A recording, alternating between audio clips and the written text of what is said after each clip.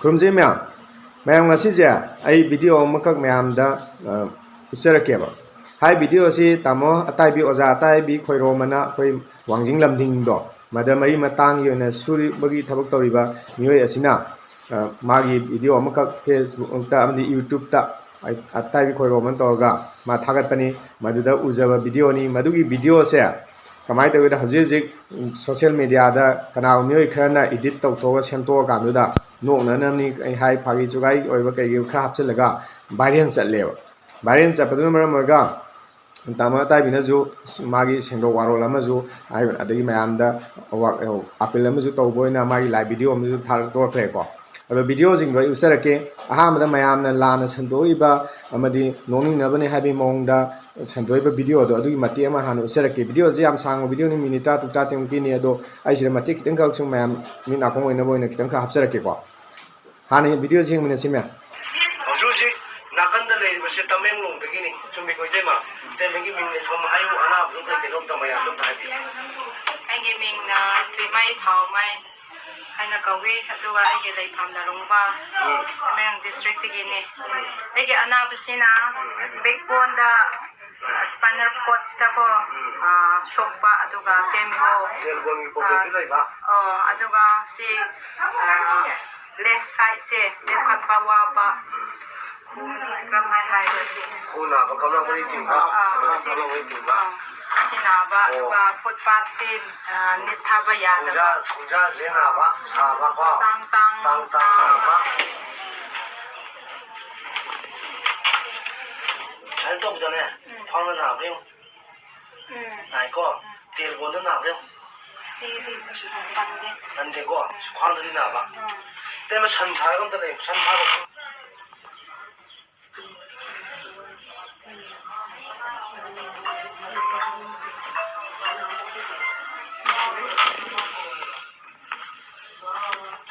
ꯅꯪ ꯑꯦꯛꯁꯤꯗꯦꯟ ꯇꯧꯈꯤꯕ꯭ꯔꯥ ꯈꯤꯇꯪ ꯅꯣꯡꯈꯠꯂꯣ ꯅꯁꯥꯗꯣ ꯈꯤꯇꯪ ꯅꯣꯡꯈꯠꯂꯣ ꯅꯠꯇꯦ ꯅꯈꯨꯠꯇꯣ ꯊꯥꯡꯒꯠꯂꯣ ꯈꯨꯠꯎꯗ ꯀꯨꯟꯒꯅꯨ ꯈꯨꯠꯇꯣ ꯏꯁꯇ꯭ꯔꯦꯠꯇ ꯉꯥꯡ ꯆꯞꯇꯤꯡꯉꯣ ꯍꯥꯏꯅꯩꯀꯣ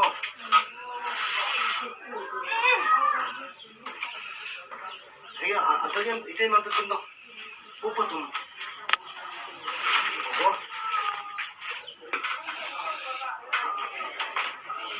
뭐 야도라 뽀뽀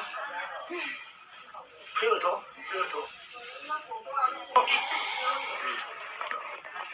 뽀뽀라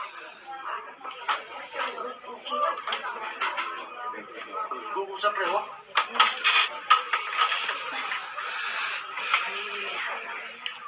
홈에 뜯는 건져 놓지 마.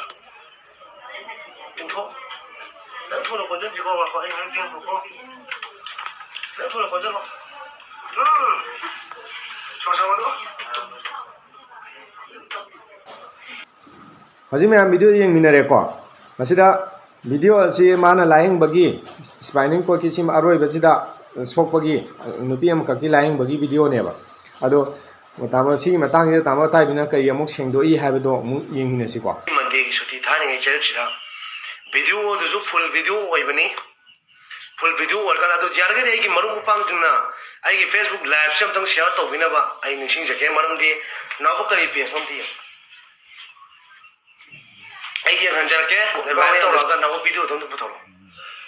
तो सी वीडियो से मैं मम्बर ममदब मोइना सिना थोकी थोका हापचलगा सिना मोइना अपडेट तौरे पोसे मसिदी तौहन्निंगदे लेबा मयम सेवा तौजबनी मयामना सोलकपदा हाइदी आइना खंगजा हाइजरिबा हनसिंदगी तमजहौबा अदुगा इबदोइबेनोगी थौजालदगी होनजरिबा मियामगी सेवा तौजरिबा तुम चाबा खंगदना हाइतारे सिदा अखोइना चाक चाजबा मतमजे पुंग 2-3 चाइ लापीबजुना खंगनी अवाबदी कयाने अदुबु माइथोंग नोगा मयामदबु फगरदी मयामदबु खुदोंग चागरदी खलगा नाबु फगरदी खलकांदा तामोय थिंगनबी वीडियो तो नातै चादबा वीडियो अमख ओहेलगा यामना हुजु कन थागलई अमुक्तगा हलगा हाइजरके हुजिकी चैनल जे नावबा अतै शेयर सु खर तौगिबा माले आइगी मरुबमना WhatsApp ता थारकबने भाई सी याम थुनम त सेंगदोलु इताउ सोने न कन आइजु मसागी फोन जे मई याउदना फ्लाइ मु थमगा ऑफ तौसनबा स्विच ऑफ तौबा प्लीज 정전비로 시기제 아무튼 다모에 mayam다 하자게 라이브 타리네바 아타고 쿠타도 시기 만능제 텔볼 거 웹 서로 웹 스파이는 코드기 시제 마도 एक्सीडेंट तौबदगी सुजनगिबदगी सेमदबादो मोइना थेरापी तौहलु हाइबदा एड्रेस तौरपकांदा आइंगोंदा तौरपनेबा आइगी थाबकसे मुन्ना कोइ मेतै मचांग बाप तामिनबम चंगी मरी मतंग सुबा हाइबदनि कोइना तौजरिजे मरी मतंग सुबा हाइबा सिनफमदुनी असी याम थुना वीडियो तो डिलीट तौबियो फुल वीडियो नि मिनिट 30 सांगबा वीडियो दुदा असिगी 3 सेकेंड खतंग लथोगा थागलक पय मरम करिगिनो रनाइ आइयोंदा नुंगाइतबा लैब्रा आइगी थाबकसिदा करि नुंगाइतबा पेनदबा लैरे नत्रगा सोमगी से चन चटपदा आइना कइदोबो यावरगे अदु लाकनिंगदबा यिंगदबा मी थारकनिंगदबा कइसु काइदे मदुदा अताइबि मंगन कइसु सावबुसु लैते आइजु खंजा हिजबा खरा हनजिंदगी तमजा होबजे लेबा मयांगि सेवा तौजबनि थमजगे अदुबु मपुंग पेनदबा अदगी नुंगाइतबा खुदिंगमक्सिंदो तानानबगिदमते नंबर डिस्क्रिप्शन दा दुम हापजबदुनी एनी दरकार है पुम पाव फौनजी अदुगा पेनदबा सेमदोनिंगबा नुंगाइतबा लेरगजु अदुम पाव फौगिरो आई सेमदोकजगे अदुना तबिदा सेरान तुरान तौरगा मदुइदा वीडियो दो होय फॉलोअर्स यामना पामगन आई मियोदा रिक्वेस्ट तौजगे फॉलोअर्स चामनजगे अदुगा यामना शेयर यामना पामगना पामनबगी थबक आई ताक्सगे अदुना तबिदा आई वीडियो दा तोगाना आई नाताई चादबा मोरोंदा खललगा अदुमदा शेयर लाइक शेयर दे फॉलोअर्स तानबा तौबिबो तौबिगनो अदुम तंगाई रिक्वेस्ट तौजरी हजिंग अखोई वीडियो दे यंगमिनारे मसिदा वीडियो सिदा अखोइना खंगेबा अहाम वीडियो सिदा माना लायंबगी मोंग मतौ के मीदिगे असोकपा अमा ओरिबनिना अनाबा अमा ओरिबनिना अनाबदु लायंबगी प्रोसेस के दु मागी तबम थोबो तौजबनेबा अनाबा सिदाबु जगा जगा नातै चादब जगा दुम यावंगनी को अना सिदा वीडियो नंबदा उरिबा येंगिबा मियोइदुना मागी वाखल मखा पोले हाइता अफबा वाखलोंदे येंगगदी मदु फना खंदोबा मीना अनाबदु फना गुदना मागी लेबर थाजन इफोर्ट होना अमा थाजन मान होना जइदो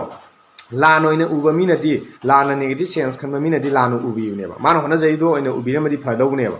ओना तेनो उबा अदुगा मदुगी मतंगदुगी खुदोंग चाब लौर कांदुदा ओइना मखोइना फागी सुगाई ओइना भाइरल चनना खोनबो ओइना फॉलोअर दि सेन तुम खरा फेसबुक दे केदि फंगना खोनबो ओइना यान होनबगी मोंगदोइन चटपनेबा सेन तामिउ कैसु काइदेबा खोइजो तान होना जइनिबा को तबदबो मीगी इज्जत सोक्पा याबा थबक तौरकान मीगी प्रोफेशनल लाइफ सोक्पा याबा थबक तौरकान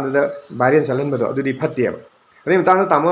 ताइबिनजु फन सेंदोपिरेको माना फजना आपि मैम अपील तवे वीडियो कखपिउ अदुम बै फतनबा सेंस ता खनबिगनो आइना अविजुदि मैम सेवा तौगनि हाबिन सिंग मागी वाफम मैम होजि मैम ताबि दुनियाबा याम फजबा अफबा मीना अफबा वाखन खलि हाबिदुनिको मागी ओइबा अफबा वाखन दो मैम उबि दुनियाबा अना मैमजु माबु लाना संदोकबिगनो अमदि मान तौजेबि थबक से अखोइ मैमना सौगबिबम थोएबा असुम अफबा थबक तौरप मैमगी थगन तौरिबा मियोजे अखोइ मैमजना सौगपम थोए अदुगा लाना संदोकबै थबक तौबसिमदि तौनगुमसि अमदि अखोइ खुदिमा अमना अमगी फनबा गातोइना खनसे आइ वाफमजि थमजंग असि वीडियो जंग चांग लोसिनजगे मैम चेने सुनुंग सिबिनो लाइक शेयर सब्सक्राइब तौबिरमो अमदि मरुब कमेंट फजना पीबीरमो कई कई वीडियो सेमनिंगे अमदि नुंगाइता मतांगिन चिंगदो कमेंट फजा हाइबिरमो हाइ वाफमजि थमजगे ngasi nongi marak chubaga ma nong chubai makonjin नुंगाइतो खतबदि खय यारम बेय अदु नुंगाइतो ज मैम न जुग नोंतंग आपियो हाइ वाफम थमजै थैंक यू